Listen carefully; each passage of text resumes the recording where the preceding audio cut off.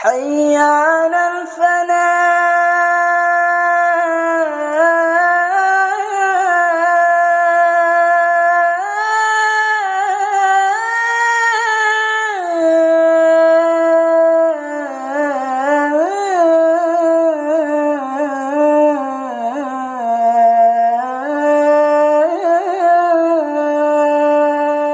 Bismillahirrahmanirrahim.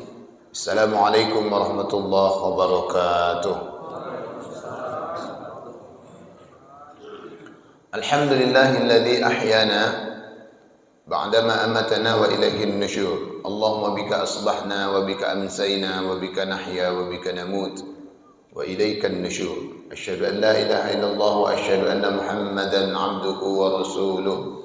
Allahumma salli wa sallim ala sayyidina Muhammadin wa ala alihi wa azwajihi wa qarabatihi wa dhurriyyatihi wa ashabihi ajma'in, amma ba'd. Qala Allah Ta'ala fi kitabihil karim, na'udzu billahi minasy syaithanir rajim. Bismillahirrahmanirrahim. Rabbana la tu'akhidhna in nasina aw akhtana. Sadaqallahul aliyyul azim.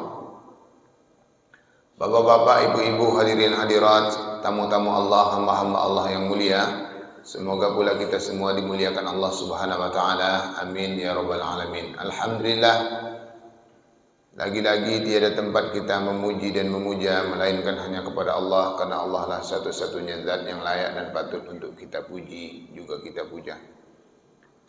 Selanjutnya salawat juga salam, Allahumma salli wa sallim ala sayyidina Muhammadin wa ala alihi wa sahbihi ajma'in.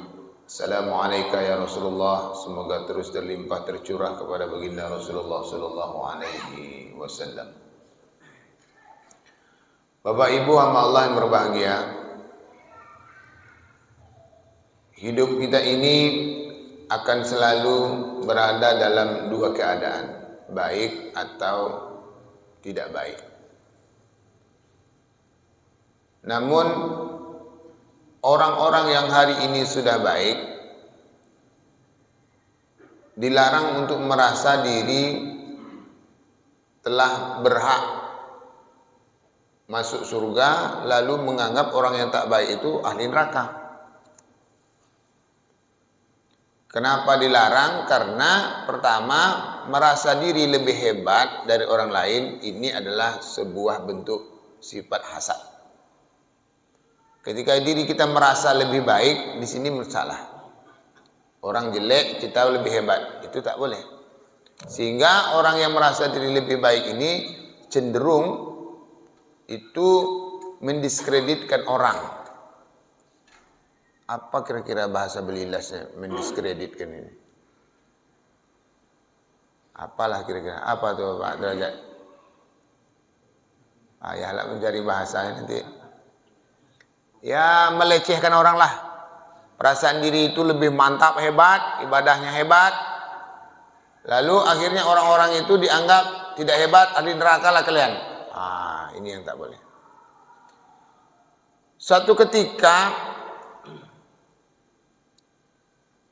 Rasulullah sallallahu alaihi wasallam itu dihadapkan kepada suatu keadaan yang memang sulit. Begini, datanglah orang-orang dari beberapa suku, di antaranya disebut dalam sejarah suku Birmaunah. Datang kepada Rasul, ya Rasulullah, kami ini ingin belajar tentang Islam. Ini awal-awal priorisasi tentang Islam.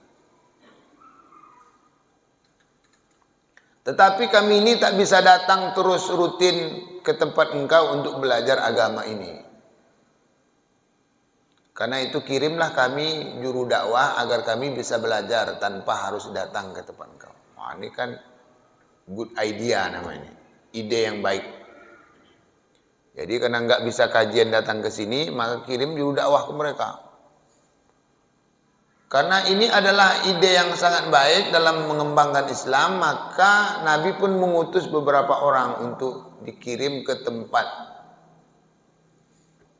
suku yang meminta ini tadi agar mengajarkan tentang Islam. Setelah dikirim, oh ternyata juru dakwah yang dikirim tadi itu dibunuh. Oh, rupanya ini pengkhianatan. Tentulah Nabi merasa sedih. Mengapa merasa sedih? Karena kata lagu Minang yang terbaru ini, ikut namanya takicu di nantarang nama. Dikicuh gitu kan, dibohongin tuh. Tentu Nabi merasa tidak nyaman. Namun Bapak Ibu hamba Allah yang berbahagia, catatan bagi kita sebenarnya orang yang mati dibunuh itu tetap mulia di mata Allah. Itu kan hanya proses kehidupan yang nampak di mata kita. Sejatinya di mata Allah mereka tetap mulia. Ya kan? Sebab itu kata Allah, la taqulu liman yuqtadu fi sabilillah. Nah, jangan kalian menduga orang-orang yang mati di jalan Allah itu amwat. Mereka itu mati. Tetapi bal ahya. Tapi sebenarnya mereka itu adalah hidup. Namun kalian aja nggak paham. Sehingga kita ini kadang kalau ada orang yang seperti itu kesannya negatif. Oh tidak. Ini hanya skenario kehidupan yang nampak oleh mata kita, tetapi sejatinya di mata Allah, karena ini adalah orang-orang pejuang agama ini, tetap mereka hidup dalam kemuliaan di mata Allah. Walakin la yash'urun, kata Allah. Tetapi kalian nggak paham, sehingga kalian menduga mereka mungkin akan mati sia-sia dan segala macam. Baik, kita lanjutkan cerita ini. Setelah tak lama kisah ini berlalu, maka datang lagi satu suku. Nah, datang lagi satu suku sama. Ya Rasulullah, ajarkanlah kami tentang Islam, tetapi kami ini tak bisa datang kepada engkau untuk mengikuti setiap dakwah dan halaqah engkau. Kirimlah kami juru dakwah. Kata Rasul, enggak. Kemarin sama nih dengan gaya kalian nih. Kemarin itu ada yang meminta juru dakwah, tahu-tahunya itu dibunuh. Rupanya pengkhianatan. Nabi enggak mau. Tetapi kepala suku yang datang kedua ini, dalam sejarah inilah suku Birmaunah itu, mereka katakan, tidak ya Rasulullah, saya menggaransi bahwa juru dakwah ini akan aman bersama kami di kampung kami. Kami betul, jujur ingin belajar tentang Islam ini. Menengok upaya meyakinkan dari kepala suku ini, akhirnya Nabi luluh juga. Ya, akhirnya dikirim juru-juru dakwah, orang-orang yang telah menghafal beberapa ayat Al-Quran. Kirim. Qadarullah, ternyata ini kisahnya berbeda, tapi ujungnya mirip. Kalaulah yang minta juru dakwah itu orang Belilas misalnya. Nabi kan dari Rengat, nih ibu kota pusat kota ketika itu di Madinah, misalnya di Rengat. Belum nyampe ke Belilas ini, baru nyampe di Pematang Rebah, rupanya ada orang yang menunggu. Sepertinya ini cerita ini bocor oleh entah siapa, sehingga para penjahat yang suwek kepada Islam gitu, yang sakit hati kepada Islam, sampai di Pematang Rebah, mereka tunggu, lalu juru dakwah ini tadi dicegat, dibunuh. Ujung-ujungnya itu bunuh juga. Walaupun yang membunuh ini bukan suku yang tadi yang meminta. Kalau kisah yang pertama kan mereka, suku yang meminta itu yang membunuh. Yang ini enggak, dicegat di jalan, ada juga yang membunuh. Akhirnya Nabi ini betul-betul sedih. Sehingga Nabi melaknat orang-orang yang membunuh para sahabat yang dikirim itu. Inilah cerita asal muasal adanya kunut nazilah. Sehingga Nabi dalam doanya itu melaknat sepulan. Tetapi ketika Nabi mengatakan melaknat ini, turunlah firman Allah Subhanahu wa taala. Laisa laka minal amri syai'. Muhammad, itu bukan urusan engkau untuk melaknat atau menyayangi seseorang. Yang ini diayomi, yang ini dilaknat. Au yatuba alaihim au yu'adzibahum fa innahu zalimun. Jadi kata Allah, itu cerita laknat melaknat itu tidak urusan engkau. Jadi Nabi ditegur. Akankah orang itu diazab atau Allah terima taubatnya? Itu enggak jadi urusan engkau. Nah, Bapak Ibu hamba Allah yang berbahagia, semenjak itulah kunut nazilah itu berubah menjadi doa. Jadi melaknat-laknat orang enggak boleh. Mati lo kau. Wah, itu tak boleh itu, Pak. Ada yang doakan kau mati disambar petir. Oh, tak boleh itu. Doa terus baik-baik. Siapa yang membuang sampah di sini semoga dikutuk Allah Ta'ala. Wah, itu tak boleh tuh. Doa melaknat-laknat itu tak boleh. Itu sudah selesai priorisasinya. Kita ini kan merasa diri lebih hebat, lalu kita menjadi reaktif, mendoakan, menghardik, menghujat orang. Itu tidak direkomendasikan oleh Islam. Sebagian masyarakat Islam ini kadang buat status di media sosial. Ya Allah, sungguh sakit rasa hati ini. Mereka telah mengkhianati agamamu. Karena itu, matikanlah mereka dalam kehinaan. Allahu Akbar. Wah, itu tak boleh itu, Pak. Tidak ada lagi semenjak itu, doa itu untuk kejelekan. Doa mesti untuk kebaikan. Kenapa Nabi ditegur? Karena oleh para ulama, agama ini datang menjadi rahmatan lil alamin. Beda dengan risalah agama yang sebelumnya. Ketika Nabi itu Isra Mi'raj, maka Nabi itu tidak bertemu dengan Nabi Nuh alaihissalam. Padahal Nabi Nuh itu termasuk Nabi Ulul Azmi. Jadi enggak ketemu Nabi Nuh. Kenapa enggak ketemu Nabi Nuh? Ini kata para ulama ulasannya. Karena Nabi Nuh ini sempat dulu mendoakan umatnya mengalami kecelakaan sehingga mereka tenggelam luluh lantak di banjir bandang. Apa kata Nabi? Apa kata Nabi Nuh? Qala Nuh, maka bercakaplah Nuh. Rabbi la tazar 'alal ardi minal kafirin dayyara. Rabbi la tazar 'alal ardi minal kafirin dayyara. Engkau jangan pernah tinggalkan orang-orang yang ingkar kepada engkau itu di bumi ini. Matikanlah semua. Yo rupanya. Ya kan? Maka datanglah banjir bandang, tenggelamlah mereka itu kecuali yang 80 pasang yang masuk ke dalam kapal Nabi Nuh. Itu yang selamat. Jadi yang sekarang nih Pak, manusia seluruh dunia ini orang baik-baik semua ini. Paham enggak Bapak kenapa orang baik-baik semua? Karena ini keturunan dari yang 80 itu semuanya. Yang tak baik-baik itu sudah mati. Dia Pak tenggelam bersama banjir bandang yang terjadi pada zaman Nabi Nuh alaihissalam. Karena itu potensi mereka ini semuanya bisa baik. Sebab itulah orang yang dulu jahat tahu-tahu jadi baik. Ada namanya imam di suatu daerah, boleh disebut namanya. Itu namanya kamput. Tahu Bapak enggak kamputnya apa? Imam itu namanya kamput. Tapi sebenarnya saya kurang setuju juga. Tapi sebenarnya setelah ditanya, mengapa nama imam ini kamput? Rupanya dulu muda-muda yang tukang minum kamput. Kamput apa? Kambing putih ya. Singkatan kambing putih ini merek minuman keras. Maunya setelah dia bertobat itu jangan lagi dikamput ya, ya kan? Air putih lah namanya. Air put ya kan? Air putih. Ya sudah bertobat.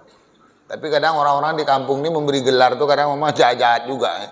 Nah, tapi ya udahlah, ini sebagai catatan sejarah. Saya bertanya kepada Pak Imam itu tidak apa-apa Ustaz. Saya mengingatkan diri saya memang dulu pernah punya catatan hitam. Saya tidak malu, nggak apa-apa. Katanya begitu. Nah, Bapak Ibu hamba Allah yang berbahagia. Jadi orang yang dulu jelek itu tetap terbuka peluangnya jadi orang baik. Kita tidak boleh mendoakan orang-orang jelek.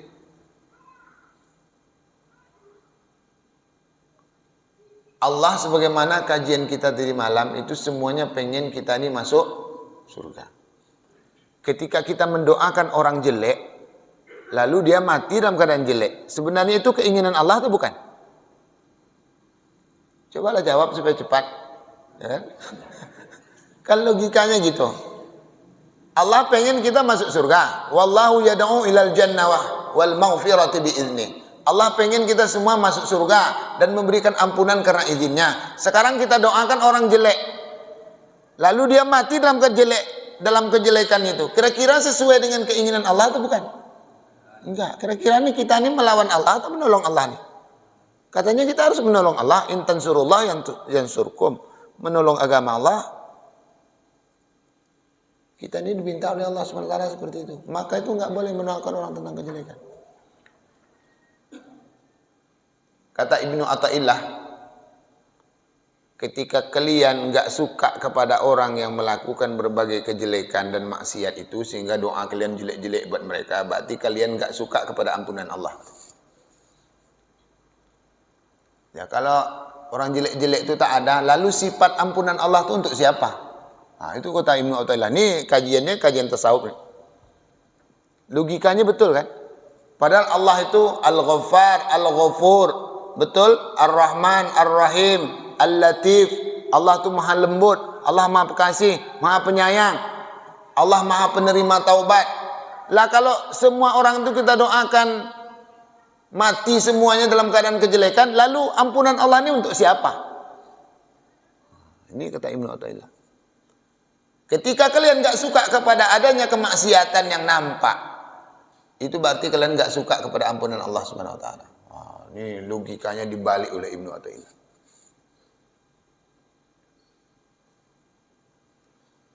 Bapak Ibu paham maksudnya kan? Ya kadang belum sarapannya gak payah nyambung sedikit. Nah, ada Bapak Ibu sama Allah berbahagia. Jadi begitu. Nah, karena itulah sampailah kepada masa Nabi Ibrahim alaihissalam yang kalau menengok kemaksiatan itu doa Nabi Ibrahim, faman atani fa innahu minni. Kalau orang itu taat ya Allah maka itu golongan saya. Fa in asani, tetapi kalau mereka itu enggak mau masih meninggalkan saya, fa innaka ghafurur rahim. Sesungguhnya engkau Maha Pengampun lagi Maha Penyayang. Sebab itulah akhirnya doa Nabi Muhammad itu bersama dengan apa yang diharapkan oleh Nabi Ibrahim semenjak kasus ini. Allahumma hdi qaumi fa innahum la ya'lamun. Ya Allah, orang-orang yang enggak mau diajak itu kata Allah, kata Rasul, Allahumma hdi qaumi, ya Allah, ini berilah petunjuk kepada kaumku ini, fa innahum, sesungguhnya mereka itu tak paham. Jadi atas ketidakpahaman itulah kita ini kadang tak mau taat. Lalu bagaimana supaya dia paham? Semoga engkau beri petunjuk mereka-mereka. Karena itu doa kita kepada orang-orang yang hari ini belum baik.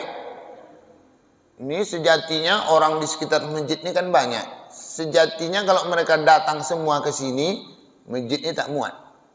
Tetapi kan memang sebagian masyarakat kita belum baik, belum taat. Ya udah nggak apa-apa, doakan saja mereka menjadi baik. Ini menjadi lahan pahala buat kita mendoakan orang. Sebab itu ada doa wali jami'il mu'minina wal mu'minat.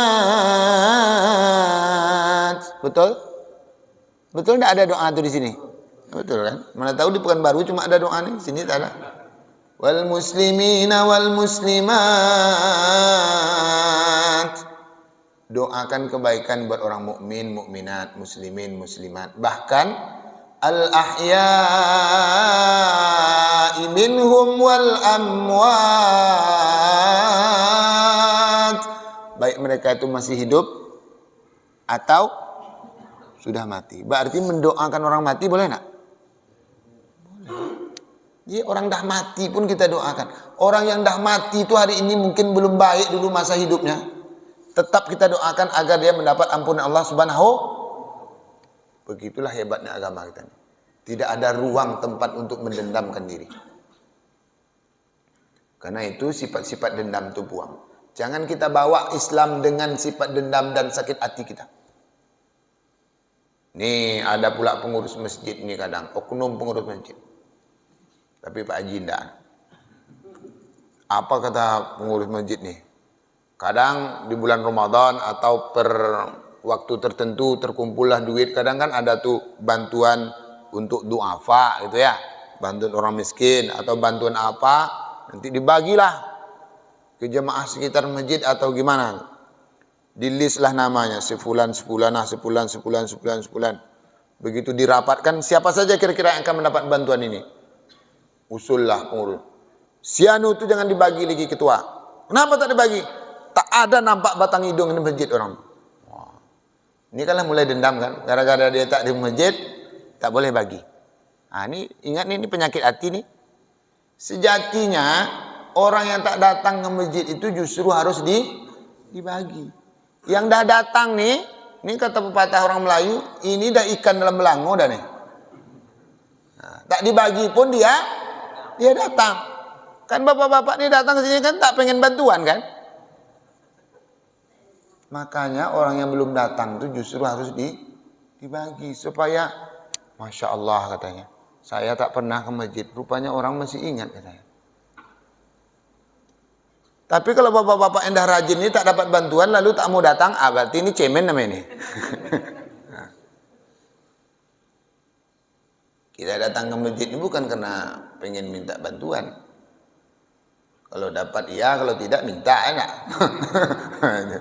Nah, dapat iya, kalau enggak ya tak masalah. Enggak itu tujuan kita datang ke sini. Begini hebatnya agama ini. Jadi ruang untuk menyombongkan diri itu enggak ada. Dah jadi orang ahli ibadah pun kita tetap cool gayanya, tetap santai. Jangan sok hebat. Ya enggak tahan nih kadang kita ini di situ syaitan laknatullah itu di situ hebatnya kadang. Dah jadi orang baik kita ditungganginya. Dah jadi ahli ibadah kita ditungganginya. Sehingga ibadah kita tadi itu jadi hilang. Karena itu hati-hati. Sebab itu pula mengapa Nabi mengatakan kepada kita, setan laknatullah itu dalam rangka untuk menyesatkan kita, yajram minad dam. Dia masuk ke dalam urat nadi kita. Padahal tadi solat dah bagus baik-baik dah. Allahu Akbar. Masuk orang ke masjid. Langsung nak lebih hebat rasanya. Nah, itu kan mulai nak ria kan. Sebenarnya biasa-biasa aja lah. Sebenarnya tadi dah pengen rukuk lah. Begitu nampak orang, tambah ayat satu lagi. Agak lama kesannya. Wah, nah, itulah hebatnya. Ini hati-hati nih. Bu, pernah enggak ibu merasa kayak gitu? Tiap hari kata ibu nih. Nah, itulah dia itu setan. Karena itu hati-hati kita ditunggangi setan. Rasul meriwayatkan dalam sebuah hadis begini. Kita ini harus saling mendoakan tentang kebaikan. Jangan mendoakan kejelekan. Kenapa? Karena setiap hari, fi kulli yaum, di setiap hari, ini ada malaikat yang menemani kita fi ra'sih. Inda ra'sih. Ada malaikat, dua malaikat yang berada di dua sisi kepala kita ini. Malaikat itu akan mengaminkan setiap doa kebaikan kita. Begitu pula doa kejelekan kita. Ketika kita katakan, ketemu dengan kawan atau siapa. Semoga sukses selalu ya Pak Ji. Semoga sukses selalu ya Bu. Oh ya Bu, kemarin anaknya sudah menikah ya? Iya. Semoga anaknya nanti mendapatkan keluarga yang sakinah, mawaddah, warahmah, dapat anak-anak yang soleh-solehah ya Bu. Amin. Kata malaikat tadi, walaka bimithli. Doa yang sama buat engkau. Ketika kita mendoakan kebaikan kepada engkau, kepada orang-orang, maka kata malaikat tadi, walaka bimithli. Doa yang sama buat engkau. Jadi kalau saya doakan, sukses ya Pak. Semoga Bapak nanti dimudahkan Allah Subhanahu wa taala. Saya katakan begitu. Maka kata malaikat tadi, doa yang sama buat engkau. Jadi ketika kita mendoakan orang tentang kebaikan, tidak ada ruginya. Karena malaikat justru akan mendoakan kita tentang kebaikan. Doa kita belum tentu diperkenankan Allah lagi. Kalau doa malaikat gimana tuh? Tentu akan lebih hebat dari doa kita. Maka doakan terus orang tentang kebaikan. Karena begitu kita mendoakan orang-orang tentang kebaikan, automatically setelah itu kita akan mendapatkan doa kebaikan itu dari malaikat. Sebab itu kita jangan pernah mendoakan kejelekan kepada orang. Sebab kalau kita doakan kejelekan kepada orang, kata malaikat gitu juga. Matilah kau. Apa kata malaikat? Engkau juga deh. Kira-kira siapa yang lebih hebat? Makanya begitu hati kita ini berpenyakit mendoakan orang tentang kejelekan, dia dapat dipastikan hidup kita tidak akan semakin baik. Karena lawan kita doa malaikat. Nah, ini hati-hati nih. Makanya doa-doa orang membuang sampah sembarangan itu dicabut sekarang aja. Tukar ganti. Ya Allah, beri petunjuk orang-orang yang buang sampah di sini agar terbuka mata hatinya. Ini bukan tempat sampah. Amin. Wah. Terkejut ya, Masya Allah. Entah jadi dibuatnya sampah itu balik lagi. Itu caranya. Kalau itu doa memang menantang, ya Allah kutuklah orang yang membuang sampah di sini.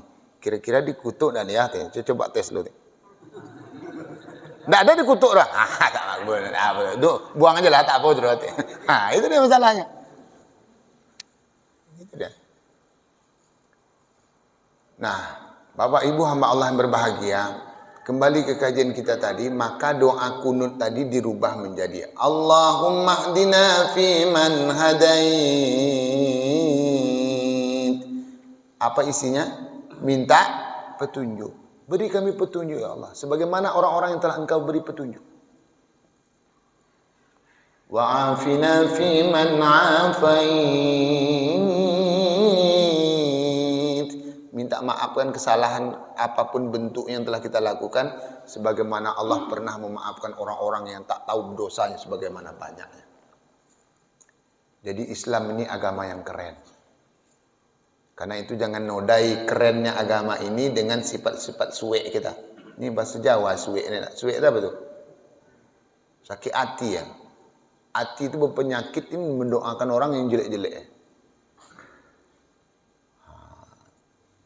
Jadi Bapak Ibu hamba Allah yang berbahagia, begitulah Islam itu disebut dengan rahmatan lil alamin.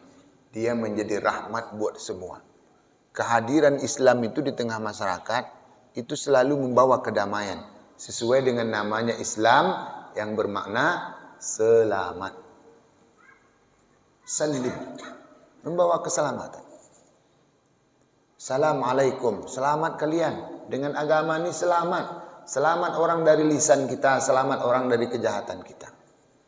Karena memang sejatinya Islam ini datang untuk menyelamatkan orang-orang yang Islam itu sendiri ataupun bukan orang Islam.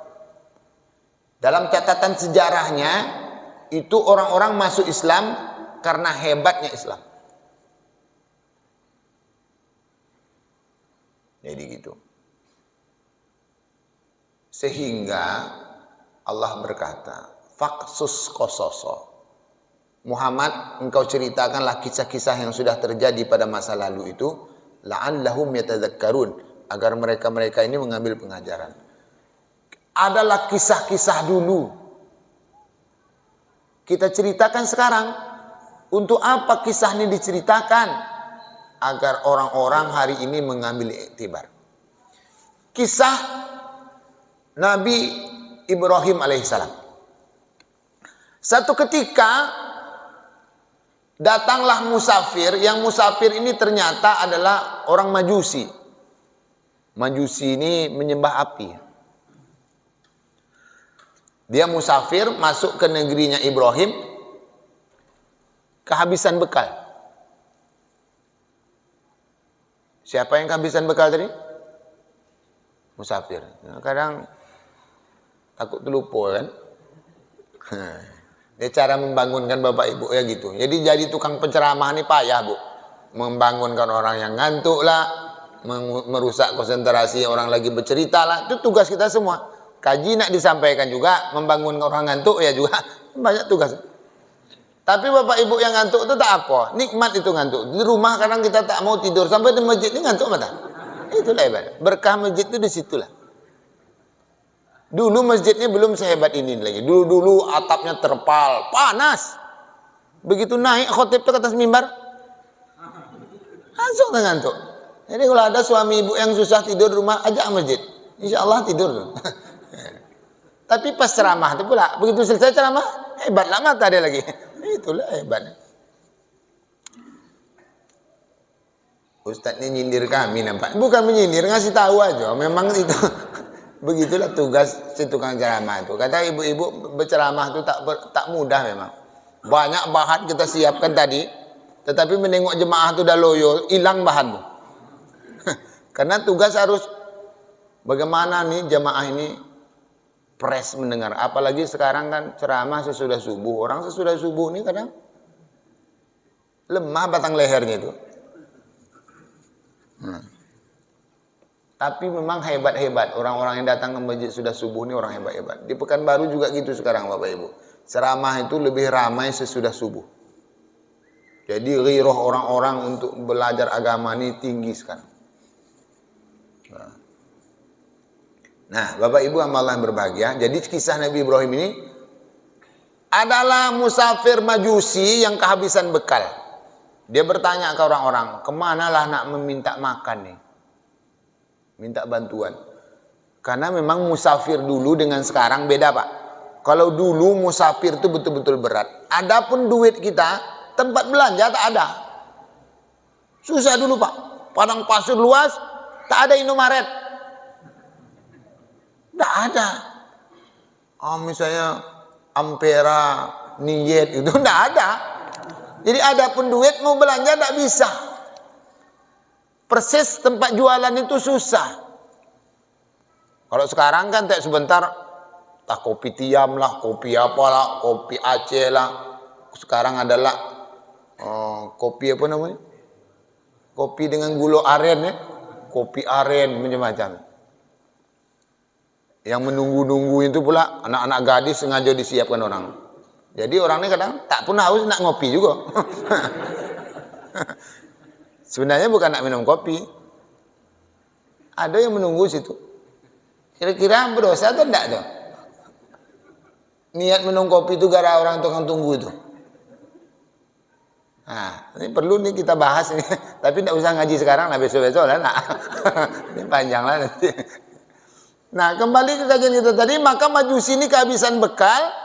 Lalu dia bertanya, kemana nih minta bantuan? Kata orang-orang tua ke Ibrahim. Tuh Ibrahim itu adalah ikramud duyub. Dia itu orang yang paling memuliakan tamu tuh.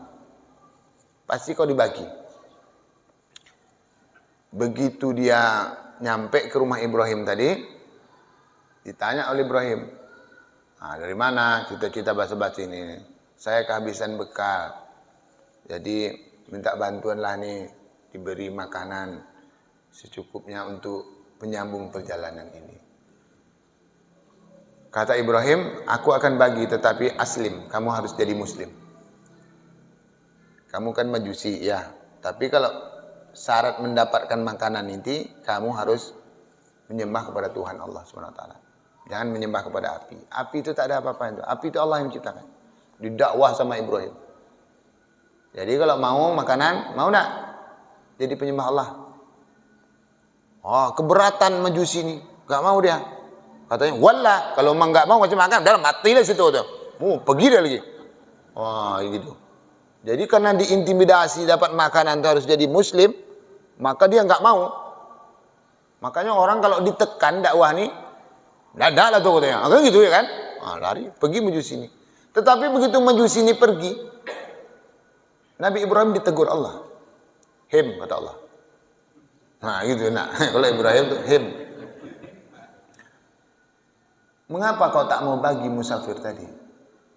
Kata Ibrahim, dia tuh ya Allah tadi aku suruh menyembah engkau tak mau dia. Dia tuh betul-betul tak mengerti tuh, kurang ajar dia tuh, gak paham dia. Tinggal di bumi engkau, menghirup oksigen engkau, semuanya engkau berikan, makan dari rezeki engkau, tetapi suruh menyembah engkau tak mau. Sehebat kali itu Majusi itu. Maka yang susu pergi, bantaklah situ. Itu kata Ibrahim. Sempat tak kau tanya tadi umurnya berapa? Kata Allah kepada Ibrahim. Ya Rasulullah. Berapa umurnya? 50 tahun lebih dah. Kira-kira selama 50 tahun lebih itu sempat dia kondisinya kayak sekarang tak? Kehabisan bekal, tak dapat makan. Tak ada, sekali ini baru dia. Kira-kira selama 50 tahun itu dia tak menyembah saya, tetap saya bagi dia makan. Sekarang dia sekali dia minta makan sama engkau. Banyak tuh syarat kau kata Allah. Suruh Islam lah. Padahal selama ini dah 50 tahun umurnya tidak ada pakai syarat-syarat. Tetap dia mendapat karunia Allah Subhanahu wa taala. Barulah sadar. Rupanya Ibrahim ini salah. kita nih kalau udah pengen sesuatu, kesannya mengintimidasi orang. Dengan dalih, kita ini menegakkan agama Allah. Oh ternyata itu salah. Akhirnya Ibrahim ini berlari mengejar Majusi tadi. Sini, biar saya bagi. Datanglah Majusi ini tadi. Ngapa kau berubah pikiran? Saya ditegur Allah. Kenapa rupanya? Katanya, saya tak boleh begitu, maka engkau sekarang akan saya bagi. Apa kata Majusi ini? Sebegitu hebatnya Tuhan engkau tuh Ibrahim. Iya, saya pun dipikirkannya. Iya, kalau begitu saya masuk Islam. Wah, gitu caranya. Jadi mendakwahi orang itu tak bisa dengan kekerasan. Al-insan abdul ihsan. Manusia ini budaknya kebaikan. Bu, ibu mengapa sayang ke suami ibu? Karena suami ibu baik. Dikasih duit, dikasih perhiasan, dikasih pakaian, ada kendaraan. Makanya ibu baik. Coba bapak ini tak baik, kira-kira mau tak ibu? Makan tak dibagi, duit tak dibagi, pakaian tak dibagi, pergi ibu tuh. Kenapa? Dia tak baik. Paling tidak ibu pergi ke Pematang Rempah menuntut ke pengadilan agama minta cerai, enak. Ya begitulah. Jadi dakwah Islam ini datang dengan kebaikan. Bukan dengan dendam dan kejelekan. Ini sejarahnya. Nah, kita memang harus mengikut Ibrahim. Karena kata Allah, "Wattabi' millata Ibrahim hanifa." Wattabi', kalian ikutilah millata Ibrahim, milahnya Ibrahim yang hanifah, yang lurus. Jadi agama kita ini Bapak Ibu sama Allah yang berbahagia, Islam ini sebenarnya bermula dari Ibrahim. Karena itu banyak risalah-risalah Ibrahim yang masuk ke dalam agama ini. Karena agama ini mulai dari Adam sampai Isa alaihissalam, semuanya itu satu kesatuan. Namun Allah sebut agama ini paling banyak mengikut milahnya Ibrahim. Termasuk haji, termasuklah kurban, berbuat baik, bagaimana menyebarkan Islam. Ini millata Ibrahim hanifah. Sehingga selawat kita disebut dengan selawat Ibrahimiyah. Sebab itulah ketika kita selawat bawa nama Ibrahim. Kama sallaita ala Ibrahim wa ala ali Ibrahim. Apa sebab kita bawa Nabi Ibrahim? Karena memang risalah ini millata Ibrahim hanifah. Nah, ini dia. Ini dah mulai siap-siap mau menyiapkan sarapan ya. Konsentrasi Bapak Ibu nampak dah mulai goyah nih. Ya. Saya pun dah goyah nengoknya. Gitu kan. Nah, Bapak Ibu sama Allah yang berbahagia. Ini satu. Terus kisah yang lain, maka banyaklah orang-orang yang dulu itu penentang agama Allah, tetapi dengan ampunan dan rahmat Allah SWT, mereka menjadi muslim taat. Siapa contohnya? Misalnya Khalid bin Walid. Khalid bin Walid itu Bapak Ibu sama Allah yang berbahagia, ini sebenarnya panglima perang orang kafir. Ketika terjadi perang Uhud, itu perang Uhud, panglima perang orang kafir itu Khalid bin Walid. Khalid ini anaknya Walid. Walid ini siapa? Walid bin Mughirah. Ini otak penentang agama Allah nih. Siang malam Walid bin Mughirah itu memikirkan bagaimana Nabi ini cepat mati. Itu yang dipikirnya. Ini konco-konconya Abu Jahal, Abu Lahab, Abu Sufyan. Dalam perang Uhud itu Nabi dan sahabat kalah. Bapak Ibu yang pergi haji dan umrah dah nyampe ke Bukit Uhud kan? Kita diajak ke Bukit Uhud. Bukit itu tak tinggi karena bukit di daerah Saudi itu tidak seperti bukit kita tinggi menjulang, tidak. Dia bukit itu landai aja. Karena itulah orang perang dari atas bukit. Masih nyampe anak panah tuh. Kalau bukit kita di sini gunung yang tinggi, kadang anak panah tentu gini-gini dia ke bawah. Nah orang lain layang lah. Jadi ini apa aja tuh?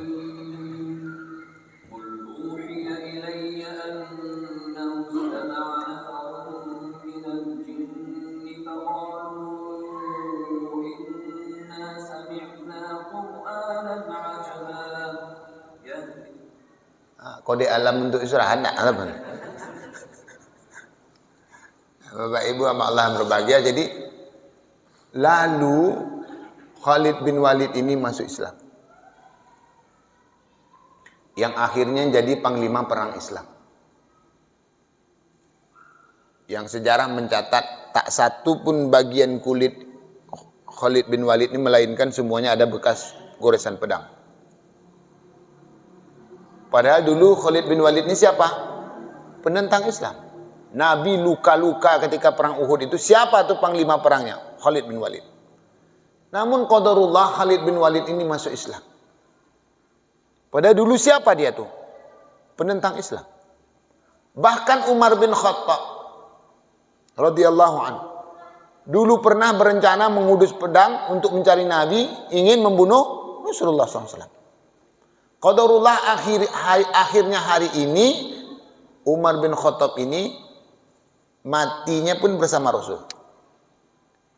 Awalnya menentang Islam, ingin membunuh Rasul, tetapi akhirnya terbaliklah hati menerima hidayah Allah SWT, menjadi penegak dan pendukung Islam, orang yang paling luar biasa membela Rasul dan dakwah Rasulullah SAW. Tidak hanya di dunia bersama Nabi, matinya pun bersama Nabi. Karena Bapak Ibu sama Allah yang berbahagia, itu di Masjid Nabawi itu, ex rumahnya Nabi itu kan kuburan Nabi. Dekat apa namanya ini, mimbar Nabi, Taman Raudhah, sebelahnya itu rumah Nabi kan. Di dalam itu kubur Nabi. Sebelah kiri Nabi itu ada Abu Bakar. Sebelah kiri Abu Bakar itu ada Umar. Utsman dan Ali enggak di situ. Bertiga aja orang di situ. Allah seolah-olah ingin bercerita kepada kita, kalian tahu enggak siapa Umar tuh? Dulu itu orangnya ingin membunuh Nabi, tetapi qadarullah balik membela Nabi, yang akhirnya bersama Nabi di dunia, bahkan bukan hanya bersama Nabi di dunia, di dalam alam barzah pun bersama Nabi. Hebat tidak? Hebat. Karena itu tugas kita Bapak Ibu. Orang yang hari ini belum hebat itu didakwahi, bukan ditinggalkan. Diajak mereka. Bagaimana caranya orang belum baik itu jadi baik.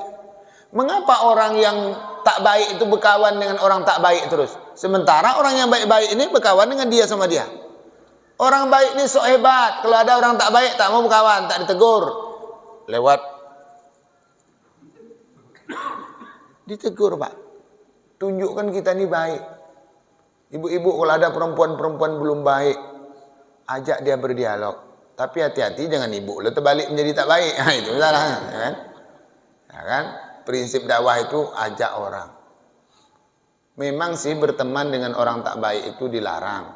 Tetapi bagaimana cara kita mendakwahi mereka kalau kita tak berkawan dulu? Betul tidak?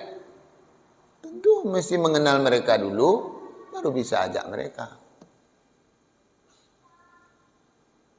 Jangan kita merasa sok hebat, lalu pengen masuk surga sendiri. Jangan. Sehingga ada motivasi orang yang bisa mengajak orang kepada kebaikan, itu kan surga tantangannya.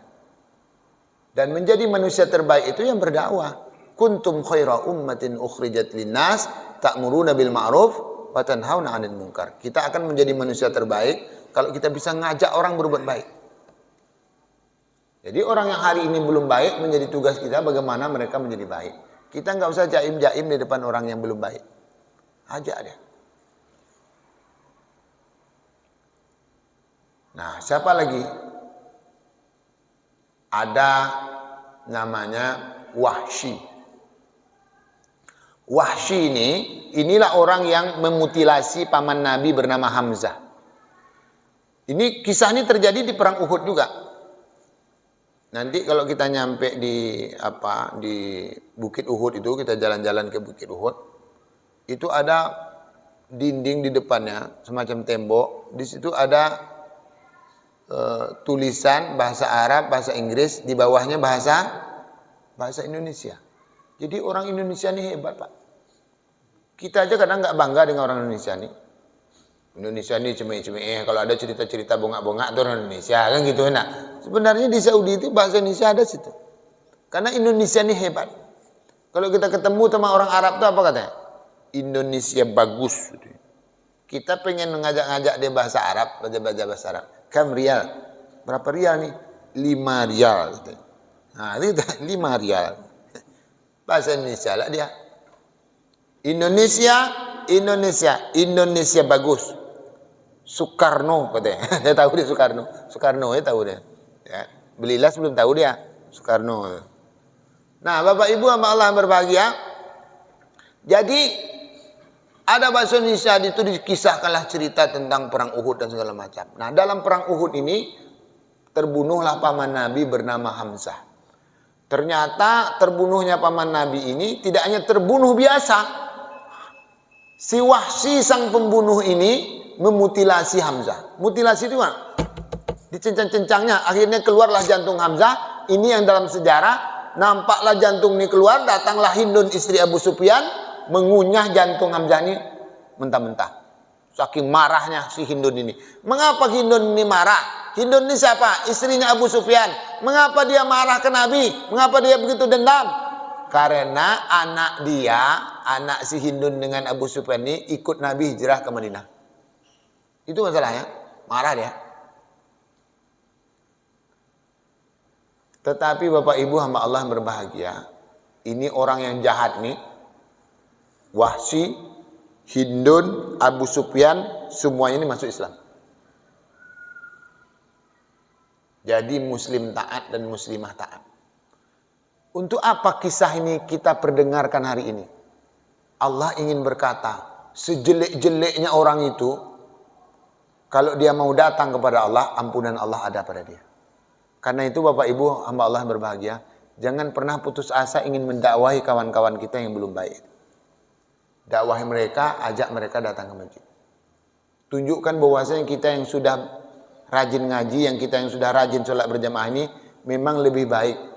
Tidak berpenyakit hatinya, dakwahi mereka, tunjukkan kita memang telah melaksanakan Islam dengan kafah, dengan sempurna, lalu orangnya memang baik. Jangan pula mereka berkelahi, kita berkelahi juga. Dia sumpah serapah, kita ya juga. Dia bercarut juga. Jangan begitu. Apa beda kita dengan mereka?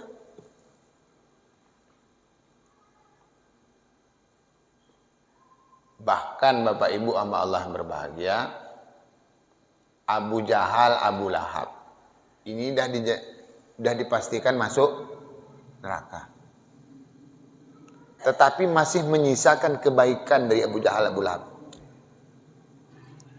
Oke, Abu Jahal, Abu Lahabnya tak baik, tetapi anak keturunannya baik.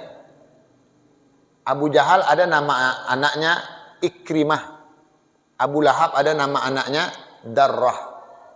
Ini menjadi muslim, muslimah taat. Kenapa kisahnya Allah buat? Musuh bebuyutan agama ini, Abu Jahal, Abu Lahab, masih menyisakan keturunan yang baik. Ikrimah ini menjadi panglima perang Islam.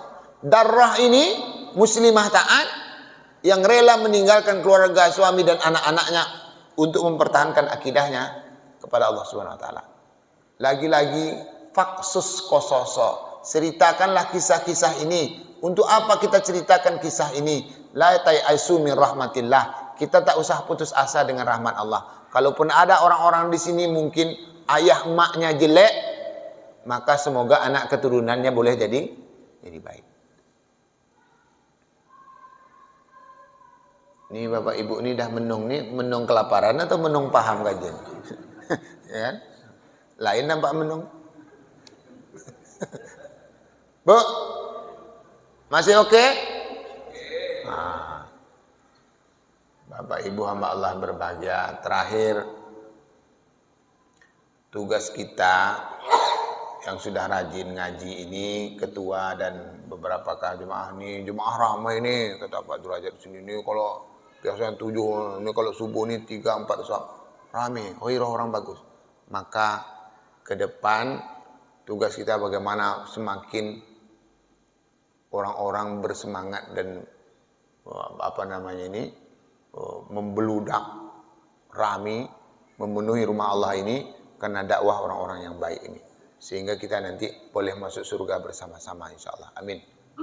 Amin. Subhanakallahumma wa bihamdika asyhadu an la ilaha illa anta nastaghfiruka wa natubu ilaik. Assalamualaikum warahmatullahi wabarakatuh.